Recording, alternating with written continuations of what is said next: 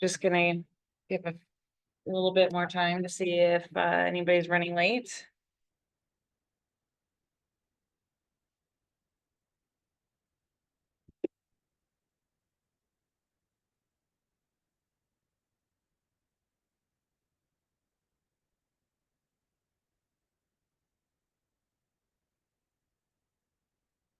Okay. 3:32, we'll go ahead and get started for the sake of everyone's time. I know that our meeting today has a lot of action items in it. So we'll start the December 17th, right? 2024 meeting of the Board of Waterworks Trustees.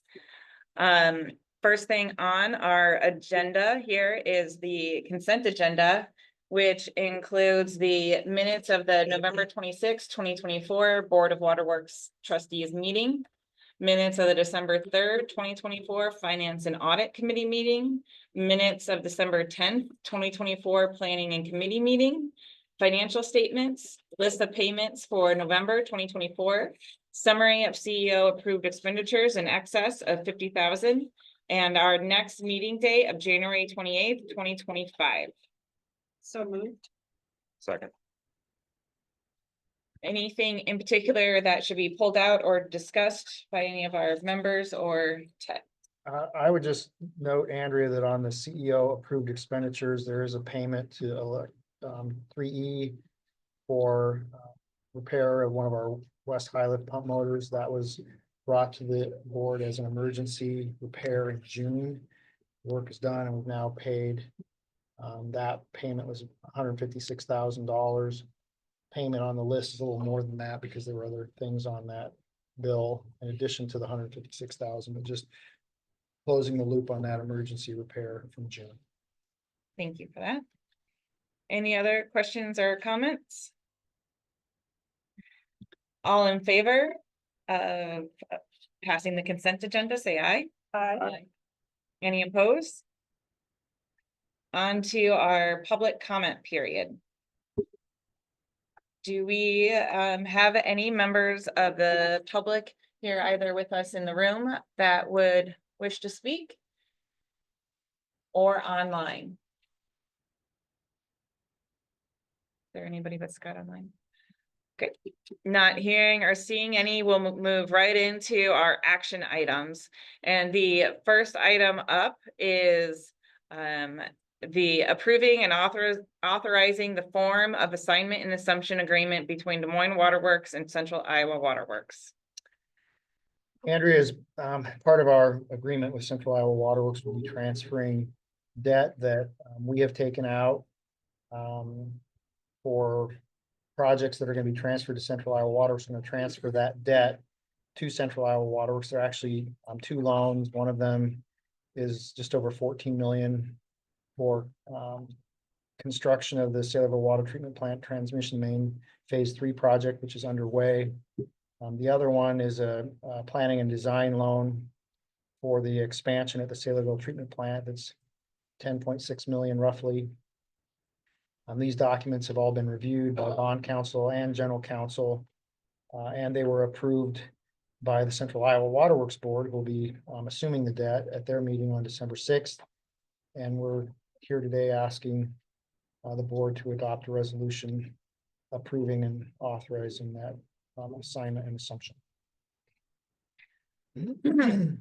So we need a motion to adopt the resolution approving and authorizing the form of assignment and assumption agreement between Des Moines Waterworks and Central Iowa Waterworks. Is there such a motion? So moved. Second. Any discussion on moving our debt onto Central Iowa Waterworks? Okay. Then we'll do a roll call vote. All right. Ms. Bolton, Yes. Mr. Davis, Yes. Mr. Gillette, Yes. Ms. Hubbard, Yes. Ms. Moines, Yes. Item 3B is the election and appointment of the Central Iowa Waterworks trustee. Andrea, this board appoints our representatives to the Central Iowa Water Works Board. We have two representatives. And at there, at our meeting in January, we appointed Diane and Sue, Diane Munns and Sue Huppert to be our representatives on the Central Iowa Water Works Board. Subsequent to that, the Central Iowa Water Works Board assigned terms to each of the members in three classes. The first class, which included Sue Huppert having a term that expires on December 31st of this year.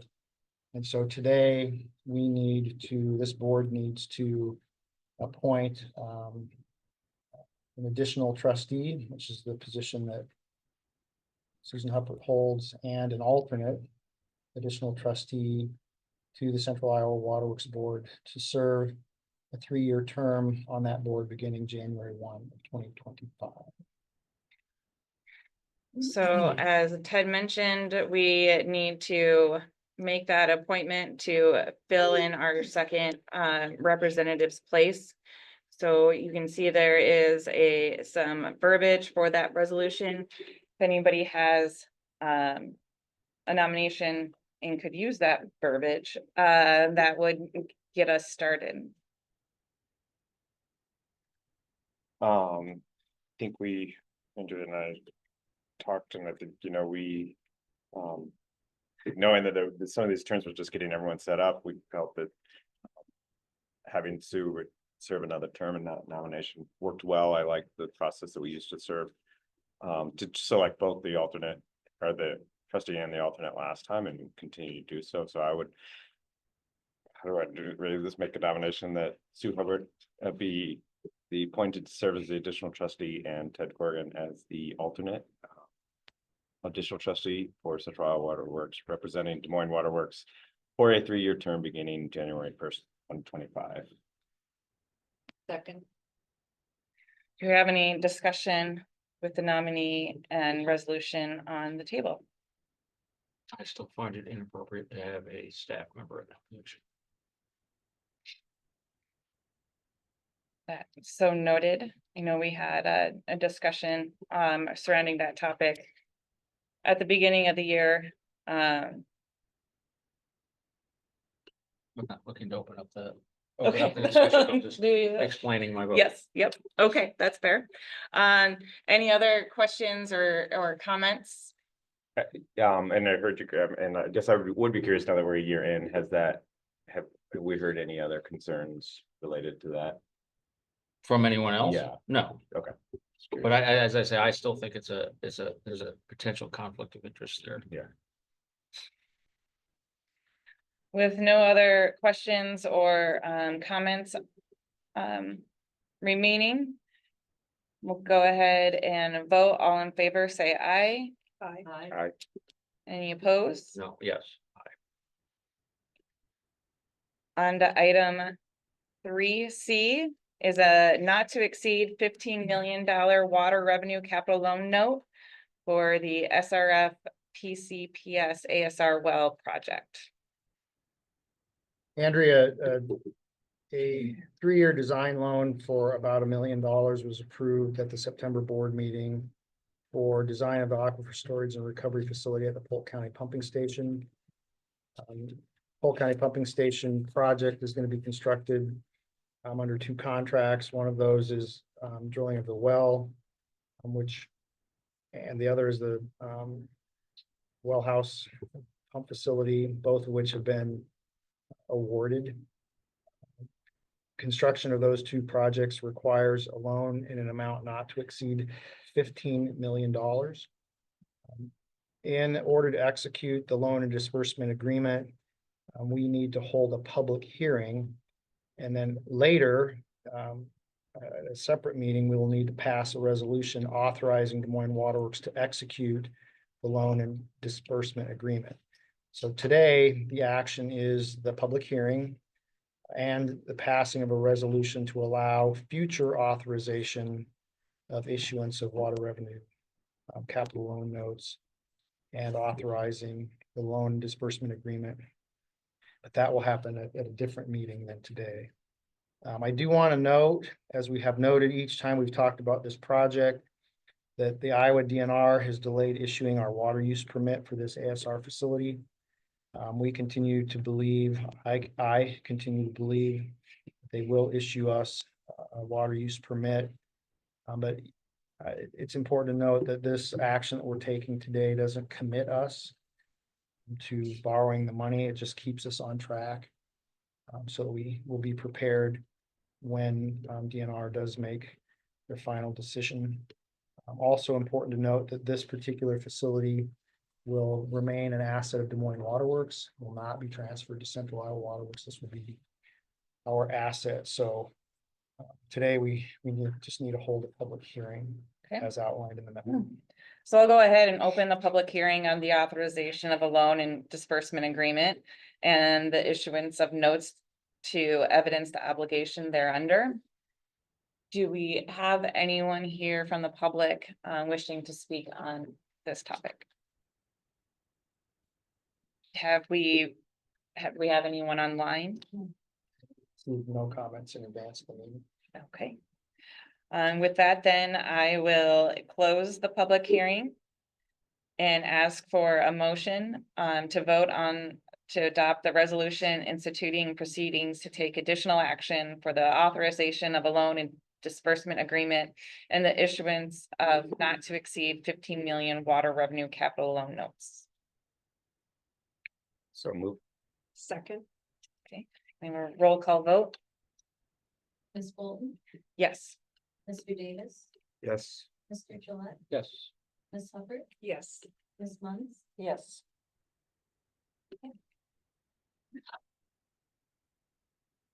Item 3D is the Before we go on to that, have we heard anything else from the DNR? Ted, on what they're doing with their study? I would say no, we haven't heard anything about the study. But on the day before our last board meeting, when we awarded the building contract, I did email the DNR. They said they were still working on it and expected to have it done after the first of the year. And I responded to that saying that, I appreciated the feedback, and based on what we've heard today, we were going to go ahead and award our contract, and they simply responded, sounds good. So consider that positive, but somewhat vague. There wasn't a thumbs up emoji. So, and you'll recall that in that contract, we did include provision that we can cancel the contract with no penalty other than costs incurred to date. So we're kind of hedging our bets here, but still anticipating that they're going to complete their study and issue us a permit. But remains to be seen. Item 3D, Des Moines Waterworks Rules and Regulations Update. Every year, we update our rules and regulations to amend the rules to make sure they continue to be effective and appropriate for provision of service to our customers, to update our fees and whatnot. Rules and regulations update was reviewed in detail at the planning committee meeting on December 10th. There are a list of proposed changes, a complete list of every change, and in fact, a red line version of the entire document in the board's packet. One thing that I will highlight is that fairly significant changes were made to the system development fee charge. System development fees are the fees that we charge when a new connection is made to our system to serve a residential, commercial, industrial customer here in the city of Des Moines and in the other areas that we provide total service to. In anticipation or in recognition of the increasing costs of developing new capacity. The other changes I would consider to be fairly straightforward, very typical of our annual changes. And all of these changes are proposed to go into effect on January 1st of 2025. We're here today asking the board to approve those proposed revisions to the regulations with an implementation date of January 1. Can I have a motion to approve the proposed revisions to the rules and regulations with the implementation date of January 1st, 2025, and direct publication of the changes as required by statute? So moved. Second. And Andrea, I would like to say, and this will be our planning report, because it's the only agenda item on the planning committee meeting. Laura Sarcone did a great job presenting. Graham gave a shout out to her at the end of it, but of course she gave credit to the entire team and everyone, but it was a very thorough, detailed PowerPoint that we went through. So thank you very much, Laura. And that concludes my report for the planning committee too. Thank you. So can you, tell me who we've had discussions with about this increase in system development? fees? Who we've had discussions with in terms of getting input, you mean, or what? I'm not sure I understand. your Yeah, question. does it, I mean, do the developers, does that community know this is coming or? Not to my knowledge. We have discussed it with every total service community customer and they were all supportive of the fees. So the next step would be to communicate it with the developer.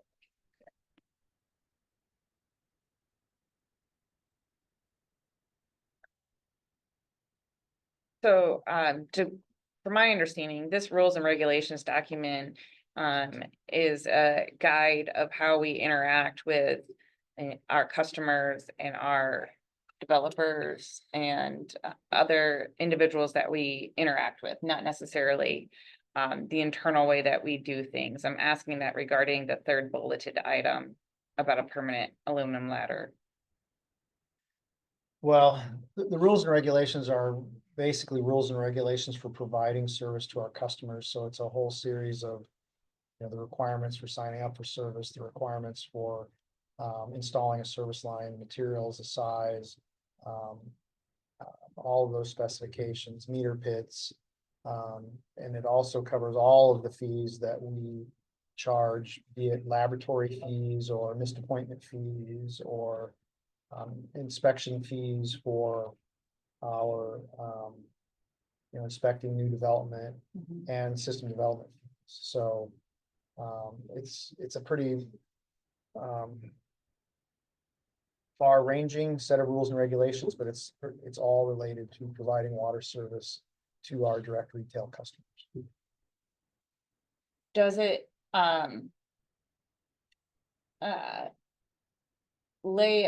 I mean, you mentioned materials and sizes and various things of that nature.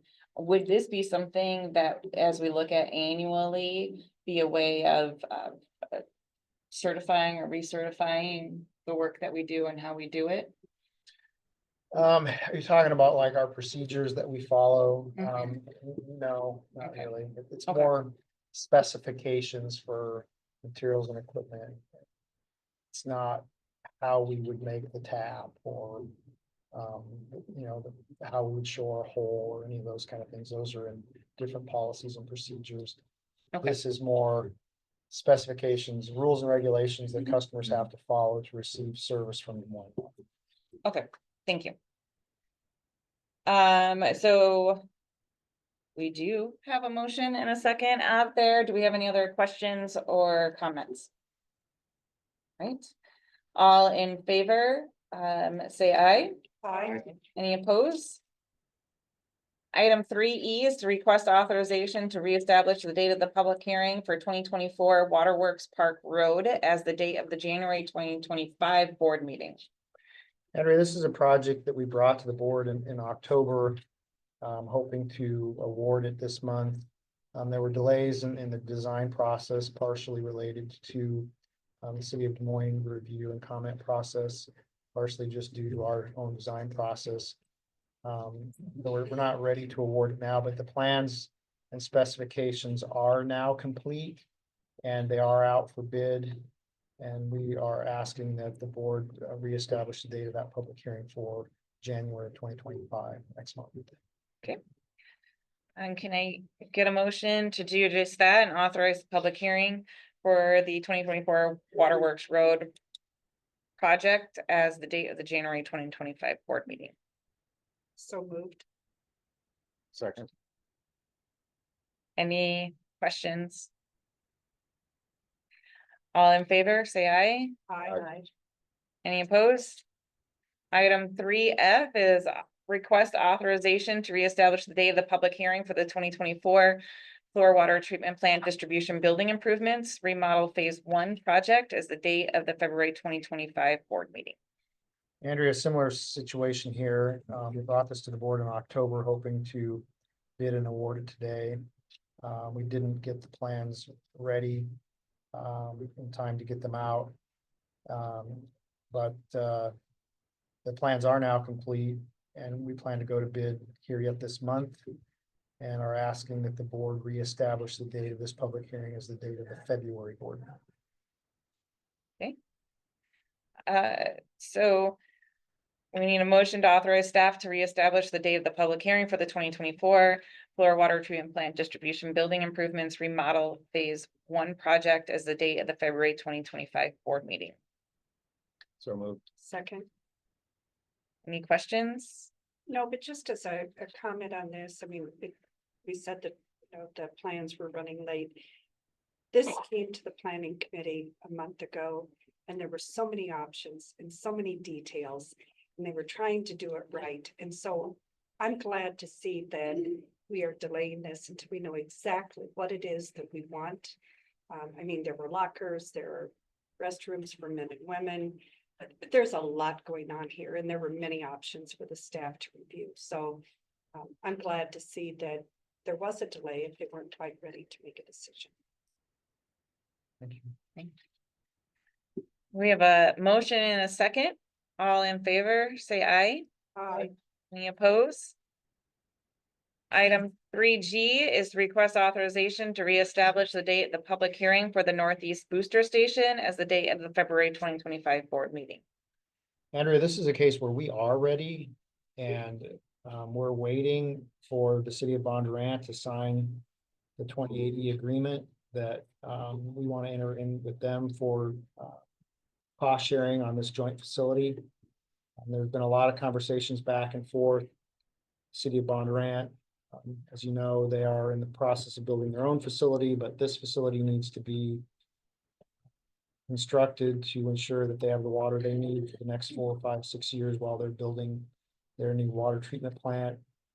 They're interested in receiving some sort of reimbursement when they're no longer in need of the facility. We don't anticipate Des Moines Waterworks needing the capacity that they're building. We're willing to incorporate something into the agreement which would allow them to be reimbursed if someone else needs that capacity and begins to use it. They're interested in being reimbursed sort of regardless of whether someone else needs their capacity, and we're working through that with them, but don't want to begin the process or award the projects until we have an agreement signed. So we're hopeful that by the date of the February 2025 board meeting, we can have those agreements in place, and we're asking to reestablish the date of the public hearing for the February 2025 board meeting. Is there anyone willing to make a motion to authorize staff to reestablish the date of the public hearing for the Northeast Booster Station project as the date of the February 2025 board meeting? So moved. Second. So I understand that there's been a couple of conversations going back and forth, trying to come to an agreement. Are we, is there indication that we will be ready to make that decision or have that public hearing in February 2025? Where do things stand? We're getting closer. Right now, I actually owe them an email in response to what could be done beyond 2045 when our agreement with them expires. If there's a way that they could either be bought out at 2045 or continue to receive reimbursement after 2045 when our agreement expires. I'm working on a response to that. I think we'll get there.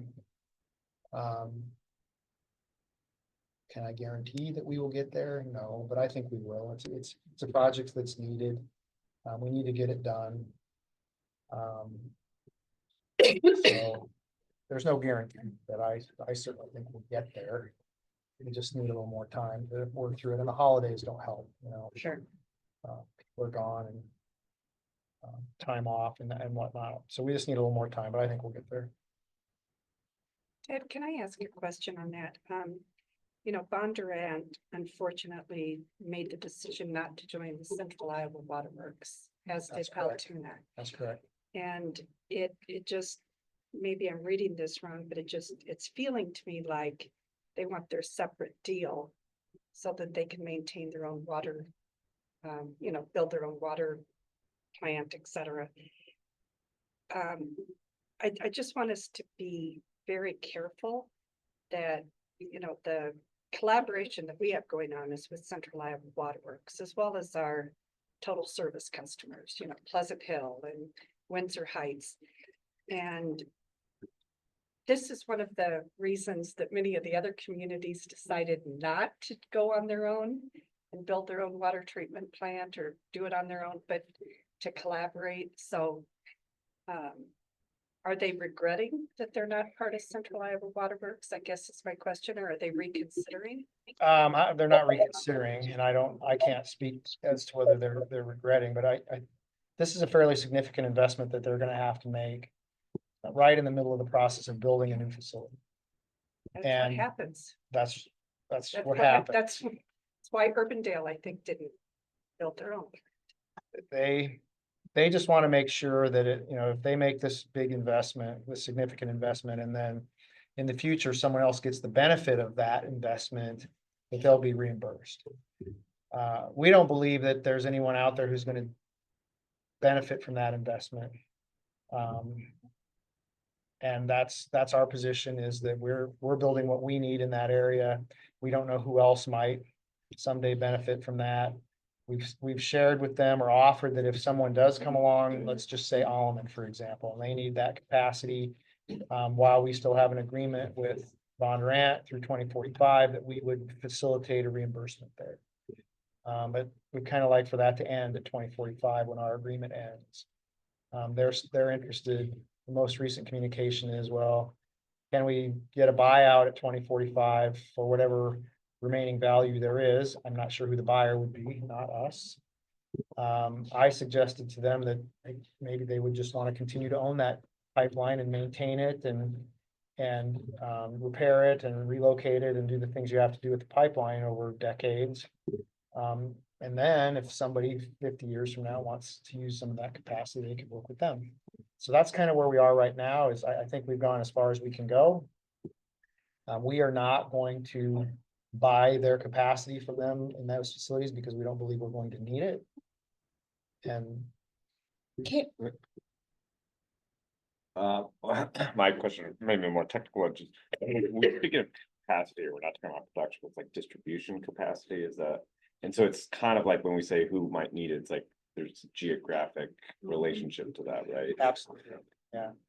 So someone north of Bondurant, essentially. Ankeny, Alman. Would, this is a little muddy in my mind, but legally, would we or Ankeny be able to buy capacity from Bondurant, given CIWW agreements prohibits anybody from purchasing water or capacity outside of CIWW? This isn't treatment capacity to Alex's point. This is just capacity in a booster station and a pipeline. So we wouldn't be buying treatment capacity. We wouldn't be buying water from anyone else. This is water that's coming from CIWW that, based on our existing agreement, can continue to go to Bondurant until 2045. If Ankeny came along and said, you know what, we've got an area that we can't serve from our city for some reason, but we want to serve it through this pipeline that goes up past Bondurant, they wouldn't be buying additional capacity in the CIWW facilities. They would just be buying pumping capacity to push water into this area in that spot. would have to be capacity that they already owned in the treatment system. So the laws don't prohibit it. It just, that isn't the way Ankeny is gonna serve their community. You know, they have very large facilities that deliver water to their community. They're preparing to serve this area from their existing facilities, from their community. We just don't see, I don't see likelihood that there's gonna be someone else who wants to use this capacity. I understand Bondurant's perspective that it's a lot of money that they're gonna have to invest and then they're not gonna need it in 5 or 10 years. But there just isn't a buyer for it. And it's as simple as that, in my opinion. We've done what we can for them. And hopefully we can come to conclusion on this and move forward and have the thing ready by February. Ted, what if we don't build this booster station? I Well, mean, this has been needed for a while, hasn't it? it has been needed for a while, and in fact, we did a joint project with Bondurant many years ago, and they constructed a certain amount of, you know, they paid for a certain amount of capacity in the big existing facilities, and they're overusing that capacity right now fairly significantly and have been for a few years. So we've been communicating with them for a long time that we need to do something. We need to build capacity. We're running out of capacity to serve not only them, but our customers in that area north of Bondurant. I would call it east of Ankeny and even up north of Ankeny. So if we don't build this facility, there's risk of us not having the ability to get enough water to Bondurant and beyond Bondurant to our customers in Alleman and wrapping around the north side of Ankeny towards Polk City, you know, kind of up there in the unincorporated areas of Polk County. So we need to do it. We need to do this. We can't just not do it. We need to build the capacity. But at some point, Bondurant is going to be limited in how much water they can take from the existing facilities. And I think that will limit their ability to grow. Yeah. They don't want that, and we don't want that. But we haven't done this in the past, even though they've known we needed to do this. Because they didn't want to pay for it. Yeah, we budgeted a project 2 years ago to do a similar project. We budgeted our half and then they did not budget their half. And so we didn't do the project then. But they continue to grow. We continue to get closer and closer and closer to the absolute capacity of that little booster station that serves them in unincorporated Polk County. And I think we've been able to help them understand that we can't just keep doing that. You know, they're gonna grow out of this booster station. So I think we're there. I think they understand that we have to do something. The real challenge right now just seems to be that they perceive that somebody's gonna get the benefit of what they're building, and that whoever that somebody is should pay for it. We don't know who that somebody would be. We don't intend to pay for it or reimburse them. We just need to come to agreement on that and move forward. Kyle, am I missing anything? No, currently they're using our extra capacity to serve them, but there's times where in the summer months, that pump station ran almost 24 hours a day. So there is no more capacity. They've been relying on the extra capacity that we have in the system. We are designing the new station to be twice as large and almost tripling our capacity that we need in the future, so that we can provide future growth to that area. Much of that area, we will lose customers as Ankeny and Bondurant grow, but we think we've built enough capacity into this new booster station to serve all of our customers in the years to come. We don't need that additional capacity. The timing is important. So that we can move the funding down.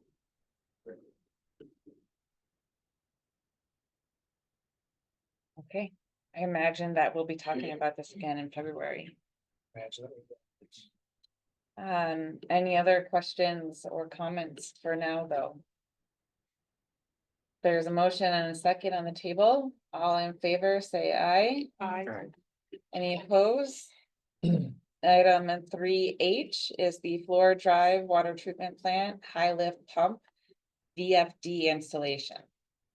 Andrea, at the October board meeting, the board authorized staff to solicit bids for the Fluor Drive Water Treatment Plant high lift VFD pump installation. This phase of the project includes installation of a previously purchased VFD. So we bought the VFD. Then we did a contract to install it.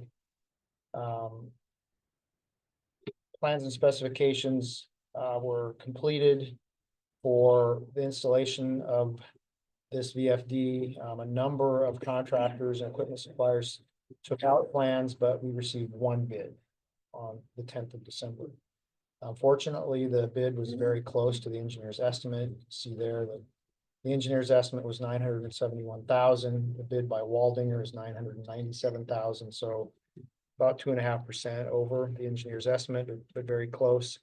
Waldinger is a good contractor. They do a lot of work for us and enjoy very positive reputation. And even though there was only one bid, staff would recommend that the board award the project to Waldinger Corporation.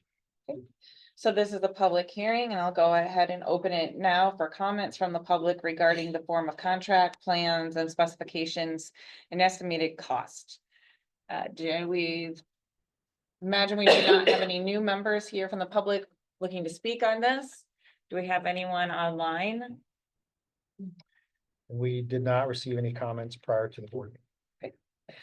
And then I will close the public hearing and ask for a motion for adoption of form of contract, plans and specifications and estimated costs. So moved. Second. All in favor? Aye. Aye. And kind of ran through an I think I did. analysis of the bids. No, you're fine. It's hard to analyze with just one. Is there, I guess my only question was, were we surprised, was it of note that there was only one bid, or is it just these things happen every time? It was a surprise, Nathan. I know you talked to several contractors and thought we would get more than one bid. A week before, so I was getting no questions from contractors about it. The week before, I called several, and I expected to have 4 people said they were gonna bid. And actually, Not sure why. Could be I, workload, timing. it's just kind of an odd project. I think that's probably why. Gotcha. Does that then therefore award the floor drive pump or are there additional votes needed here? Well, We just approved the form of contract and Yep. estimated costs, so we yeah, need to for actually. now we need a motion Okay. to award it in a vote. So can I have a motion to award the floor drive of a water treatment plant high lift pump VFD installation to the Waldinger Corporation in the amount of $997,570 and authorize the chairperson and CEO and general manager to execute the contract? So moved. Second. All in favor, say aye. Aye. Any opposed? Item 3F is the McKinley Avenue water main replacement from Southwest 9th Street to Southwest 14th Street. Andrea, in October, the board authorized staff to solicit bids for the Southwest 9th, or the McKinley Avenue project from Southwest 9th to Southwest 14th. Plans and specifications taken out by a number of contractors. We received 5 bids. The low bid was submitted by Riley Construction Company Incorporated, 950,000 compared to engineer's estimate of approximately 1.4 million. So excellent bids on this project. Riley has completed a number of projects for Des Moines Waterworks in the past successfully, and we recommend that the board award the McKinley Avenue project to Riley Construction. And this is a public hearing, Yep. and I analyze the bids out of order again. It's okay. Here, I'll learn my someday. computer battery's dying, so we gotta go. Andrew's new trick to keep us on. That's Yeah. So I'll go ahead and open the public hearing, and ask again for comments from the public regarding the form of contract, plan, specification, and estimated cost. We didn't receive any comments before the meeting. And I don't see any new folks in the room or online. Then I'll go ahead and close the public hearing and ask for a motion to, for adoption of the form of contract plans and specifications and estimated cost. So. Second. And we've got a great analysis of those bids. So I would like a motion to award the McKinley Avenue water main replacement from Southwest 9th Street to Southwest 14th Street project to Riley Construction Company, Inc. in the amount of $950,470 and authorize the chairperson and CEO and general manager to execute the contract. Can I get a motion? So moved. Second. Did we vote on We did not. approving the We did. specs? We No, did not I vote. don't Oh, think, we did. I don't think we got a roll call. on Okay, We okay. don't need a roll call, but we do need a vote on approval of the plans and specifications. My bad. We do have a motion and a second for the adoption of form of contract plans and specifications and estimated costs. So let's go ahead and vote. All in favor, say aye. Aye. Any opposed? And noting that we've now analyzed the bids. And likewise, we have a motion and a second for the award. Any comments or questions before we take that vote to I make know your that? computer's gonna die, but I do have a question. How It's long fine. is this project going to take? Because as Laura and Amy know, I will get questions of Heidi. It's on the south side and people say, so how much longer? You have to understand, but they just opened up McKinley, from Southwest 9th to Southeast 5th or something. And I Yeah. mean, it's, everybody's very sensitive about this. How long is it gonna take? When they're doing the water main first, and then the city's gonna come back after and do the road, so Mike Zock's online. He Yeah, I might, can answer that. As far as when this portion of the project is gonna start, the early start date is June 1st, and then it's going to wrap up in the middle of November. It would be the final completion date. So between June and November is when the water main construction will be going on. And then the following year is when the city will bid their street reconstruction project. So we're doing the utility first, and then the city will follow up with their improvements following year. And not talking about the city, but just talking about the water main, will the road be closed? Or will it be There- one lane and passable? Yeah, the work that we're doing is mainly off-road. So it'll be open to local traffic, so residents that live there, but the intent is to people passing through will not be allowed to enter. It's just gonna remain open to the local traffic. Thank you. Where are you gonna shop? Maybe your neighborhood. Caitlin, did you get a motion on the award? yes, I Okay. got, Graham. So we are set with an award or with a motion in a second. Any other comments or questions? All in favor, say aye. Aye. Any opposed? Item 3J is the acceptance of the 2023 Des Moines Water Main Replacement Contract. One. Andrea, the board awarded this contract in April of 2023 to Corel Contractor Incorporated. There's a number of streets on the south side. There were a few change orders on the project. Change order 3, I want to specifically point out, we added about 335 feet of water main on Southwest 9th at the end of the project because determined that that pipe was in poor condition. That change order specifically was approved by the board at the June board meeting this year. So that was a separate change order brought to the board, or separate action item brought to the board in the midst of the project. Even with the addition of $100,000 worth of work, the project still came in almost exactly at the original bid price. Primarily because there ended up being less pavement removal and replacement on the original contract. The contractor was a little more efficient with their pavement removal and replacement than we anticipated. So good project, a lot of streets that needed to be completed. And we would recommend that the board accept the contract. We have a motion to accept the 2023 Des Moines Water Main Replacement Contract 1 completed by Corel Contractor, Inc. in the amount of $2,139,000.15. So moved. Second.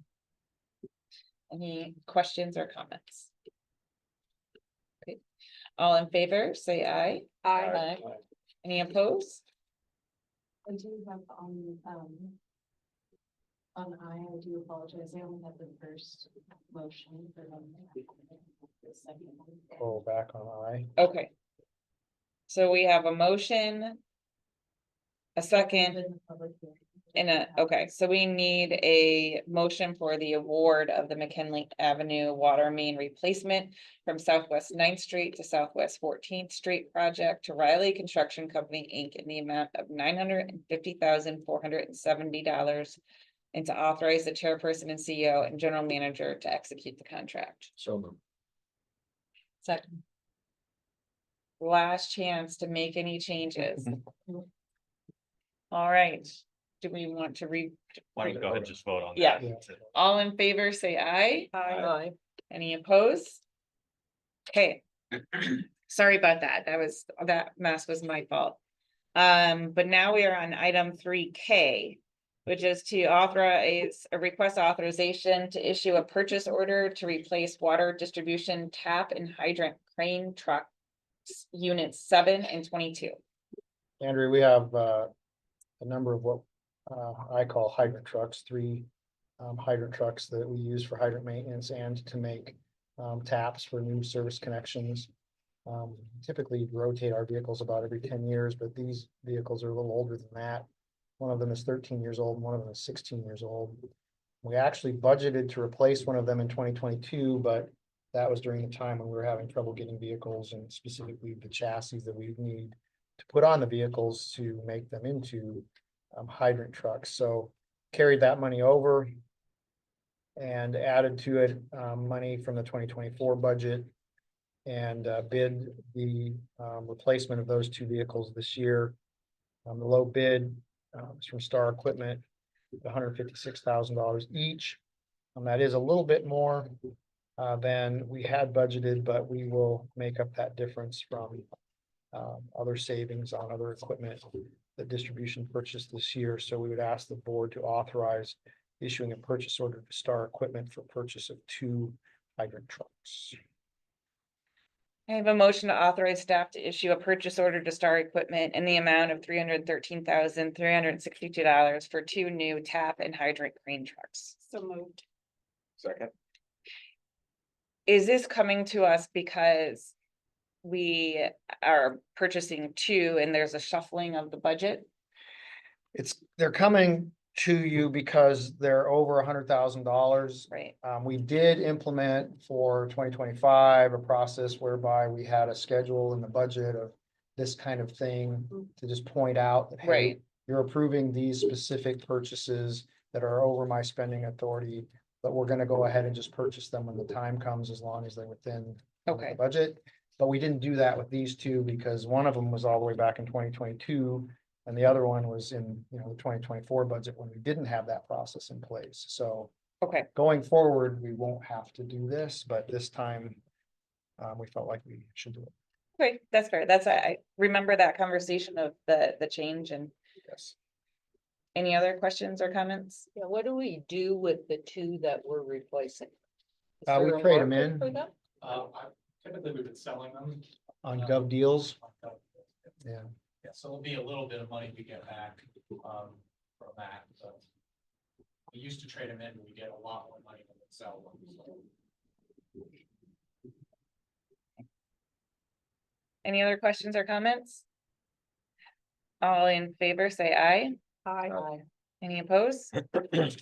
Item 3L is request authorization for CEO and general manager to execute amendment number 2 to the professional service agreement for the Flora Drive Water Treatment Plant High Lift VFW with HDR Engineering.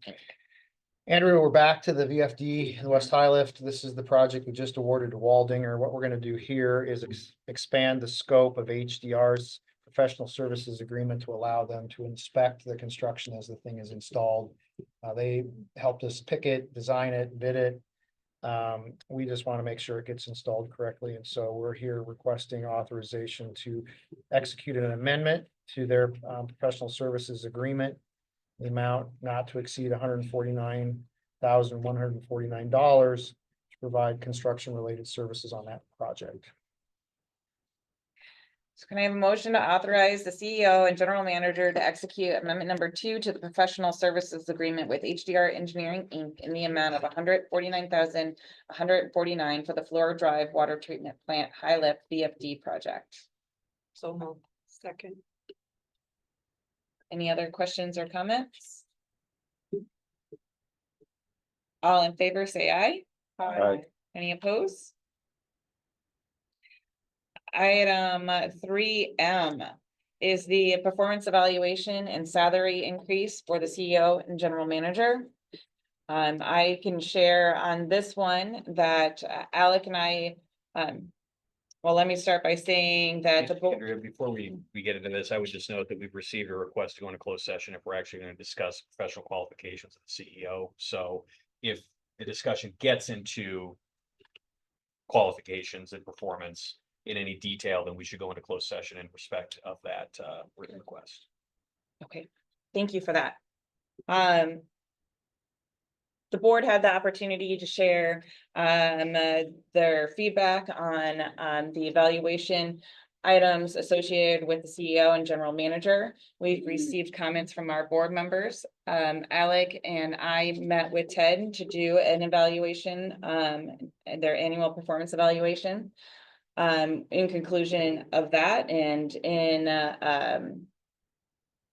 alignment with the employment agreement that provides for an annual salary increase, we are moving forward with the amount equal to the average percentage increase of all the bargaining unit employees for the corresponding year. I think that sums it up, unless Alec has anything else to say from our meeting. Okay. There is no recommendation or action. Do we have any other comments or questions? Okay, then we'll move on to item 3N, which is the election of chairperson and vice chairperson for the 2025-2026 year. Andrea, I would just offer that in accordance with board policy, every other year, the board does need to elect a chairperson and vice chairperson for the next 2-year term as the last action item at the December meeting. We are to the last action item of the December meeting, and the board needs to elect a chair and vice chair for the next 2 years. With that, do we have any motions on the election of chairperson and vice chairperson? Yes, I'd like to move that we extend the terms of the current chairperson and vice chairperson for 2025 and 2026. Second. That motion is actually out of order. Our policy stipulates that a person can't serve consecutive terms without a resolution of the board. Well, then I think I'm making a resolution that, I think it's a separate action. That's why, Okay. that's why it's spelled out that way. all right, then I would like to make a motion. A resolution, whatever, that we extend the terms of the current chairperson and vice chairperson. Explain that process. So the board moves to adopt resolutions. Our view has consistently been here at the Waterworks that actions taken at these board meetings by motion is the adoption of a resolution of the board. So the terminology is a little bit it's a little bit of a fine distinction between the terms, but we have never viewed there as needing to be a separate standalone document necessarily for the board to resolve to take action. I think what the policy, or my interpretation of the policy, is that the board needs to take specific action as a board to deviate from what the bylaws provide, which is no consecutive service by a chair. So if that issue is put to the board and it receives a majority of the vote, I believe that would satisfy the policy manual. Because we've done this before. We have done this before. We did, Yes. yes. We did do it before, it was me, that was, if my memory, maybe Rick remembers the process, but we were in the middle of our lawsuit with the drainage districts, and the CEO and general manager actually raised the idea of continuing on with the leadership at that time because of the specific instances of that. You know, if I remember correctly, Rick, I think the board had passed a resolution to basically suspend the policy and then had a separate vote on the vote, but I don't remember I particularly. believe that's correct. And I think that's what I'm saying is if you're gonna take an action to either deviate from to deviate the policy, and then you can have your election of the board chair, So so. then I think he's saying I need to amend my motion to ask the board to suspend board policy and, elect the current chair and vice chairperson, currently serving. I think, 2025. Two motions, two votes. yeah, I think to simplify things, we first vote to deviate from the policy, and then, Okay. yeah, I mean, All right, then I move we deviate from the policy. right. That dictates that, chairs and vice chairs serve no more than a 2-year term. Yes, yes. Two consecutive terms. Right, that the chair and vice chair not serve consecutive 2-year terms. That is your vote. There is a motion to suspend the board policy that the chair and vice chair not serve consecutive terms. So there's a motion, and is there a second on? Second. Okay. So we have a motion and a second regarding the suspension of current policy. All in favor? No, I got questions on this. Why are we okay. doing this? Well, I think for a couple of reasons. One of the reasons is because Alec, we normally have the current vice chair take over as chair. But you've only been in that role, what, 5 months. And he was put in that role so that he could become ready to become chair. correct? Correct. I'm not sure, and this would be a question that you need to answer, whether you are ready to take that over or whether you would prefer that we continue. And I mean, I'm not sure we need to extend the current leadership for an entire 2 years. But that would certainly be, Yeah, my request is just have a little bit more time as chair and as vice and on the board just before stepping into the role. So that was my request and plan for this, was to just, this allows a little bit more time for development and understanding for getting the big checks. and I think the second part of this is that we anticipate that there will be some changes in the board next year. I mean, Sue's term ends, and anticipating that to make sure that there's stable leadership or continuing leadership in place as we go through those changes. I just make one point that under the current bylaws, there's not an election for a partial term, so if you elect these Mhm. individuals, they would have a 2-year term in front of them unless they resigned from that position. Right. And I guess I could share that it is my request that I do not serve 2 more years. But am happy and willing to continue to move forward to provide some additional space. Also realizing that as Diane mentioned, with new board members coming on, that we're providing some time for them to get their feet settled. Before asking them to, continue to step up into leadership roles. I mean, I don't know, I guess Alex is the one who's requested it, so we'll honor that, would hope you'd be ready by this point. I guess I'm surprised you don't feel that you're ready at this point. What more do you need to do to become ready to be chair? And, I guess, I don't know if I have a concrete answer for that, other than it just has felt, there's quite a lot of scope, and knowing that we'll likely be, I think, I said, bringing on new board members as well in the coming months, that I felt it would be good to have, I'm just now reaching a 2-year tenure on the board. And half a year or so in the leadership position, so I feel more comfortable, but I don't have a strong ability to say that when, I guess.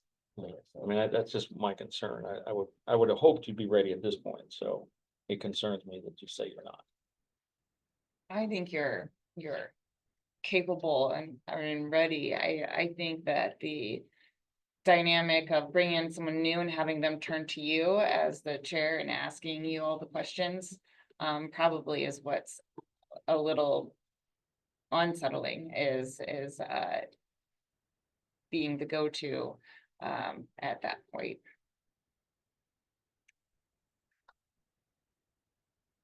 But with any other, are there any other comments or questions on this matter? Right now, we just have a motion and a second for the suspension of the existing policy. If not, I'll call for that vote. All in favor, say aye. Aye. Any opposed? Aye. With that in mind, we're looking for a motion for the election.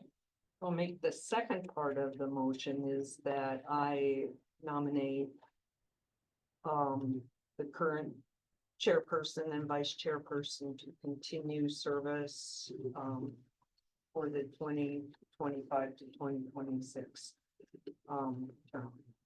Second.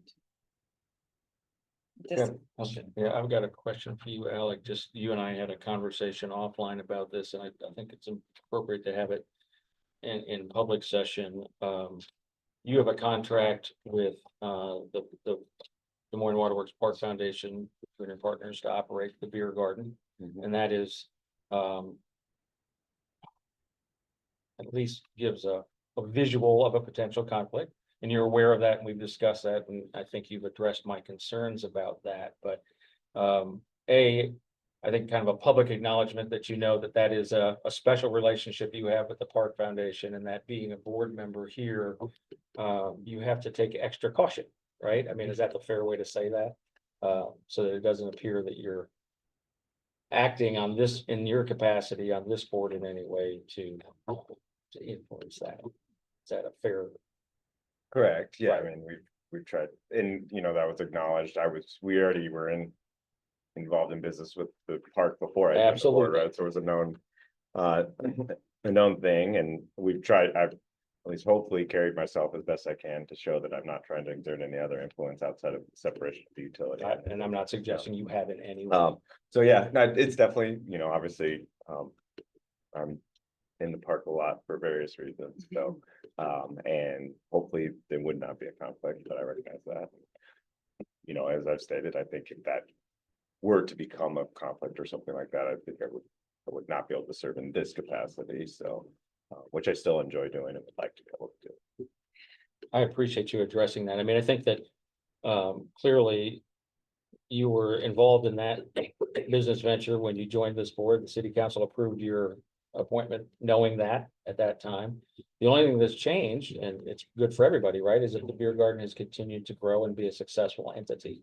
And hopefully we'll continue to do that. And so my request of you is to continue to be mindful of at least the way that it looks, but also just, especially as vice chair, and if eventually you become chair, that adds a little bit extra scrutiny on that, and that you need to be aware of that and step back as far as you can whenever that happens. I appreciate the two of you having that discussion here. And I think that also may even provide an additional justification for giving you some more time and space as the beer garden begins to grow and kind of establish yourself with some additional improvements that are being made, not only in the beer garden, but around the beer garden, that you are not in the chair role at that point in time, and giving you space to get through partial season, a season, whatever it may be, before taking on a stronger leadership position, and also filling in open spaces with new board members and having them understand that relationship better, so they are able to participate in conversations, like Graham has brought up, in case that needs to happen. I am sure that Alec, if he ever felt there was a conflict of interest, that he would certainly not vote on an item or make the board aware of that. I have no concerns at all about it. But also to the rest of the board, if we ever feel that someone has a conflict of interest, we can bring it up. We can say to you, so it's not just on Alec, but if anyone does feel that there is an issue that he should refrain from voting on, any board member can make that request. So I'm sure you'll handle it right. Thank you. You all. Okay, any other comments or questions? Well, just Andrea, that I feel that with the additional time, you'll be able to figure out how to open and close the public hearing. Maybe I'll learn when to analyze the. No guarantee. Somebody keep score for the remainder of time I have. Okay. All right, with a motion and second on the table, all in favor, say aye. Aye. Any opposed? On to our information items, the first being our board committee reports, the Finance and Audit Committee. We discussed departmental budgets, so it was very detailed at a level that I was not super, I don't know, there's not a great way to summarize it without just going over everything. So I think we've talked about the budgets, and across each department, there's various things that are going up and down each year, but I appreciate everyone's time in presenting to the committee and just kind of outlining, hey, here's the things you should know as a board member going into next year. So thank you. And we received Sue's planning committee meeting report. Central Iowa Waterworks Board. I think the reports for November and December are in your packet. We are on the path to go operational. On January 1st, it's required a lot of work by a lot of the people in this room. I'm thinking of the attorneys, and thank you, Rick. The meeting we had in November, there was quite a bit of business, but then it spilled over into December, and we had a lot of agenda items to approve the transfer of property. I think you all met Tammy, who has dived right into things. We had a report from HDR as to the water treatment plants and the planning going into the future. That's really raised a lot of questions. We're going to take it up again at the meeting tomorrow. I think that what we're hoping is that this plan that they put forward will be not set in stone as to where we're going, but directional on things. I think we all understand that the next treatment plant we have to start on. We're already behind on the one after the Saylorville addition, but what happens after that is still up in the air. We had a lot of questions about the demand that was projected by everyone in the report. Ted pulled out an old report done in what year? 2004. 2004. that projected that we would be above 1 million, 150 million. above 150 million, and we haven't even hit that. 80. Well, we haven't hit 100 yet, I would say. Yeah, This year we haven't hit 80, but. Have we? so yeah, Right. so it becomes Right, important that we yeah, take a this look year's at 80. that and also continue to have the discussions about the availability of water from the sources that we have and what we can do on the demand side. To manage some of that going forward. So those are really the things, that the HDR report and then all of the business to bring us to, that operation thing. But it looks good right now, right? It's December 17th, and if you're saying you're still planning on being operational January 1st. There's really not much room for error. Mm. Okay, Could we also just thank the staff at the Des Moines Waterworks? Kyle, Diane, Ted, Amy and I met, and Kyle really broke down the technical committee information report. So that Diane and I could represent Des Moines Waterworks at an upcoming finance meeting, at the upcoming board meeting, as we talk about these projections. And so I thought it was kind of interesting. I just want to share, we know how to produce water. I mean, all of you know how to produce water. And I was sitting next to a gentleman on the city council from Norwalk. And after we had discussed the information that Kyle and others had presented, he turned around to me and he said, do you think that your staff would be available to possibly meet with some of us in Norwalk? Because we know how to push snow, but all that other stuff you were talking about, we really need to come up to speed. And I think Diane and I have gone into our meetings feeling so prepared because of the additional time that you've given us and how you've broken it down. So thank you. Yes. thank Any you. questions?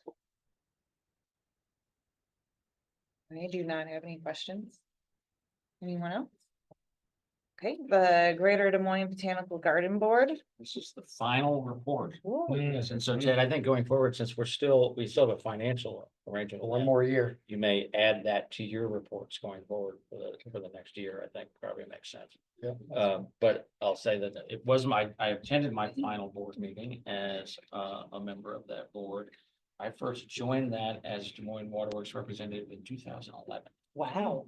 And then there was a brief period of time where I wasn't on there and another person represented, but I think it was a period of 2 years.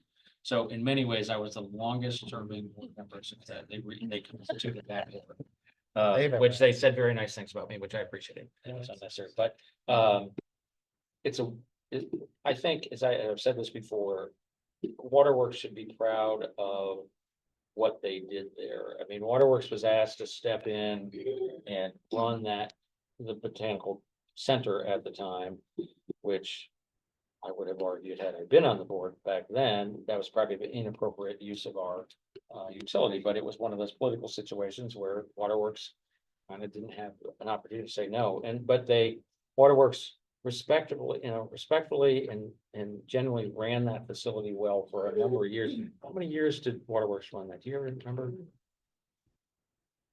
10-ish. 10 years? Yeah. Yeah, I would probably a say. decade. Yeah. And so, I mean, that institution that was really a great thing that started in the 70s literally would not have survived without Des Moines Waterworks. And because it was there and this group of energetic people came in and came up with this new idea to renew the garden and expand it. Something really great has happened over there, and really it's a credit to Des Moines Waterworks. It wouldn't exist today if it wasn't for Des Moines Waterworks, and so everyone that's been involved with that should be proud of it, and everybody in Des Moines should be proud of what it is becoming. It's really a fantastic place, and so I was proud to be a small part of it, but Des Moines Waterworks as an institution deserves a lot of credit for this great jewel that we have in Des Moines. We got to do a lot of the unseen infrastructure. Absolutely. Costly and ugly and terrible. But and that's even, I mean, you think that they have a new geothermal heating and cooling system that they paid for that's going to was long overdue, but really great. And it's just, as I say, Without waterworks, there would not have been a garden. And I don't feel enough people know that story. I know that it wasn't until I was on this board that I understood Waterworks had anything, let alone the founding role that it Mhm. had with it. And the continued role that played with up until this moment, you know? But we've done a lot to connect with them, to do that education and to make that story known a little bit more, but I don't think it could ever be talked about too much. And I- also go see Dome for the holidays. If you can get a ticket to go do it, it's really a fun event. I will just share this little piece as far as Des Moines in general, Des Moines Metro being proud of the garden. I don't know why I was there for some reason, had the girls when the Slipknot concert was in, or Slipknot Fest, not Fest was in town. There were so many maggots At the garden. at the garden It's a that great were event. coming from all over the world for the festival and making a pit stop at the garden. I was listening to them buy their tickets and hearing their stories, and I was like, wow, who would have thought? I forgot one thing, the Trellis Cafe that was run by the LaValleys, they've retired and that's not there anymore, but a new restaurant has opened called Flora that's run by the couple that runs the restaurant. It's Hawk, that's Oh, yeah. HOQ, I believe, Yeah. that's over in the East Village. They're gonna run Flora there and they have really interesting plans. It'll be open for lunch. They're gonna do some cocktail hours. They're probably gonna add a Sunday brunch pretty soon. And also they're gonna explore having some dinners there, which I think would be fabulous. So that is kind of, they're in their soft opening, I think, this week. So check that out too. Thank you. I will give Pat Bruner's report for the Des Moines Waterworks Park Foundation. I was out of town and did not attend that meeting. He's not here today, so he has provided me some written notes. A few items to be aware of is that they have they have acted on their executive committee for 2025. You may remember that for some up in 2024, I served as a vice chair. With everyone knowing that I would never become chair, I don't think any of us really felt that would be appropriate in my role with the utility to be the chair of the Park Foundation. This year, moving forward, they have found a new vice chair, but I am remaining an at-large member to that executive committee. In the past, we had not had someone serve as within that executive committee, and I think that having one of our utility appointees in that executive committee has made a difference in really understanding how things are working. So we will maintain an at-large position in that executive committee. They are filling out some new board members and making some governance adjustments. But we will be having an upcoming meeting to discuss the 2025 budget. It looks like coming out of November, the organization is in the black, but there is still some shoring up that needs to be done before they close out the year. I guess one item that in reading these notes that I thought was maybe worth pointing out is that there is discussion to end the extravaganza, which has in the past been a very popular event with the glass eggs at the park. But it is becoming a beast in itself with both the amount of people that attend, the expense of the eggs, and providing that the intended experience that started the event. And as you may remember from past reports, as of this month, Chris Birch, who was hired as the new executive director, is now standing alone. And to this point, the contractors who have assisted him, both Sam Carroll and Headlight Strategies, have ended their long-term contracts with the Park Foundation.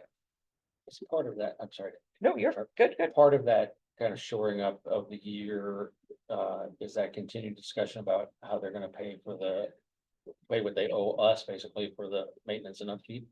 I I would hope so. Were you? was. Okay, Most of the meeting was surrounding the financials and shoring up processes to improve accountability. And so they have an outstanding balance, you know, for Des Moines Water Works staff on maintaining the grounds and so forth, and they plan to have that paid off, which is over $120,000 by the end of this year, so in the next couple of weeks. They have not yet really come to a determination on the depreciation fund. That's still outstanding. That's still out but there. They are making really good improvements in their financial processes. and I will say, you know, kind of going back to, playing a role in that executive committee, I had served on that, board as our representative for a few years before I even realized that the foundation hadn't put anything in that maintenance endowment.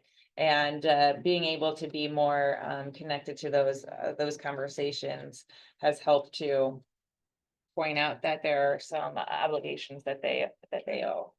And it's also been very helpful to have Amy attending those meetings from that standpoint as well, and understanding how they are looking at their finances. And Well, I appreciate Chris Birch's focus. I think Yes. he's gonna be very helpful. I think he is too. I think he is too.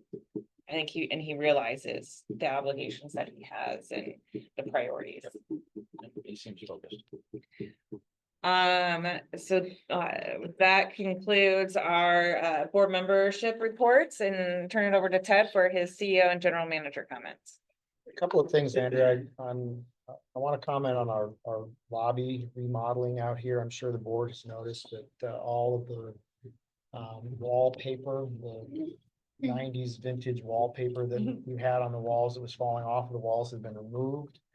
Most of the walls have been painted. The teal is disappearing. The 1960s, 70s teal trim is disappearing. All that's being done in-house, basically by Russ Roberts, one-man show in building maintenance, who is amazingly productive and doing a great job. But in January, we're gonna get even busier with replacing all the flooring in the lobby area, the carpet that's been there since 93, and some of the tile. There's several broken tiles that you'll notice as you walk through the atrium area. So all of that is gonna come out and be replaced. In the entryway, there's actually gonna be a little bit of terrazzo, which will be much more durable than the tile that's there now. And so you can expect that through the month of January, if you come to the office, you will see progress. There may be points in time when there just is no carpet, there's no flooring whatsoever. They're gonna do a lot of their work on weekends, and so during the week, they're gonna just try to have it in a shape that we can use it. But they're gonna put a little terrazzo. There's gonna be some carpet squares in a lot of the areas instead of, that's kind of the way now, so that if a square is damaged or stained, it can just be removed and replaced one at a time. And then some vinyl tiles in some of the high traffic areas right inside the door. So in addition to that, we're working on some graphics. The walls are really white now. It's a little institutional, but that's not the final destination. So here in the first part of the year, I think you'll see a nice transformation in the lobby, and it really needed it. If you look closely, the lobby was starting to look a little shabby. So something to look forward to here in the month of January and maybe into February. I'll direct the board's attention to the safety report that's in the board packet. It's an update on our near miss and leading indicator process. We're a little short of our goal. There are a few that are still coming in. I remain hopeful that we'll get to our goal, but we're a little short there. But it's a good process, and it something that the Central Safety Committee, we kind of revisioned that a little bit here mid-year, and they're participating in that process and getting out in the field. They haven't reported yet how many observations they've had the opportunity to do, but I've been assured that before the end of the year, they will be providing me a report that should help shore that up a little bit. I will point out that as of just last week, we're at 9 recordable injuries for the year. The safety report actually says 8, but that's because it was submitted. And then very shortly after that, we had another one. Still more injuries than we'd like to see, more recordable injuries than we'd like to see. That's an area where we need to continue to work. You know, the industry standard for our size of a water utility is somewhere in the 10 to 12 range. So we're kind of in that range, but we'd really like to do better than that and improve our, specifically our recordable injury rate. A couple of things, On the safety piece, what was our goal for injuries and the near misses? well, we didn't have a goal specifically for injuries. Our goal was to have 200 submitted either near misses or leading indicators. We wanted 200 employees submitted safety metrics. And I don't know exactly where we're at right now, Kyle, but it's close, but I don't know that we're get there. Under 200. Yeah, but it's 170, 180 in that range without central safety having reported. But the goal is to engage everyone in safety and get them thinking about it. And if they see something, say something. That's the point. You know, something else that I would point out, it's not in the report. We just talked about it recently, is the weekly safety discussions in the departments have improved a lot in the last couple of years, to the point where people are you know, staff in the departments are taking those pretty seriously, and they're giving good updates in the operation of departments on a weekly basis. So there are a lot of initiatives going on the safety front. You know, our distribution trainer has been on the job now for a few months. Bill shared just this morning that he thinks he's doing a good job. He's takes the time to visit with employees one-on-one if he thinks there's an issue. And I'm not going to put words in your mouth, but I got the impression you thought they were good discussions when he sat down with people who needed some direction. So a lot of bright spots on the safety front, I'm going to say. Always more to do. And we hope to end the year with no more than 9 recordable injuries this year. And that will be a focus again for us next year. And lastly, I'll just point out some of our outreach efforts. Today, we gave a tour yesterday, 21 residents from Unity Point Health. So almost all the residents in the Unity Point Health program, the pediatric program at Unity Point, they came and we talked to them about tap water and the quality and the safety.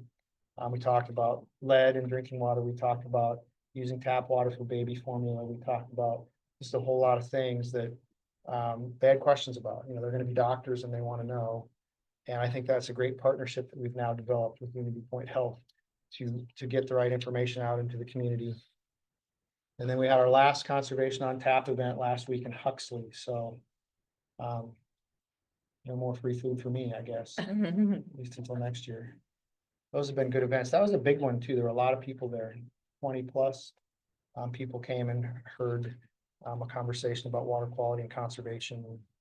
That's a partnership we have with Iowa Learning Farms. So, and I think that's it. Great. I appreciate that information, and I appreciate all the work that you are doing with these outreach events and outreach opportunities. You know, whether it be the pediatric residents or just our customers and our partners. You know, if we're not telling the story and providing that information, that not only comforts and answers outstanding questions, then who else are they getting it from? So I think that's a valuable piece of our time and resources to be out there doing that. With that, Before you do that, Andrea, did we get a vote on 3J, the acceptance of the contract with Coral? I just want to make sure. is this Riley again? So the one. Yes. Yes. Okay, we did get a vote on that. Okay. Okay. All right, that's it. But then we voted, his question was. We did vote. We did. That's it. Keep it straight. All right. Well, then I guess we just need a motion to adjourn. Removed. Very quiet on that. Okay. Sounded unsure. Yeah. Well, I'm gonna assume by everyone leaving that that is a By yes. acclamation. Okay, Open your feet, people. Pass by acclamation. thank you. Thanks. No. Caitlin, I just gotta say, these little coasters are the best thing ever. If these. No more dripping on my papers, no more dripping on my shirt. Then we made it. I've got 15% left. Yeah.